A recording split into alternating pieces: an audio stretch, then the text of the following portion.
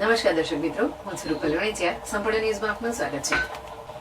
આજકાલ શિક્ષણને લઈ ભારે સ્પર્ધાઓ જોવા મળી રહી છે. સરકારી સ્કૂલોને છોડીને પ્રાઇવેટ સ્કૂલોમાં જવાની એક હોડ લાગી છે. ત્યારે બાળકોને ગમત સાથે સરળતાથી શિક્ષણનું જ્ઞાન મળી રહે તે માટે સરકારી પ્રાથમિક શાળાના શિક્ષકો પ્રયાસ કરી રહ્યા છે. ત્યારે વડગામ તાલુકાના વરસડા ગામે એક શિક્ષક દ્વારા જ્ઞાન સાથે ગમત કરીને બાળકોને સારું શિક્ષણ આપી રહ્યા છે. બાળકોને જ્ઞાન સાથે ગમત દ્વારા શિક્ષણના પાઠ ભણાવવામાં આવી રહ્યા છે.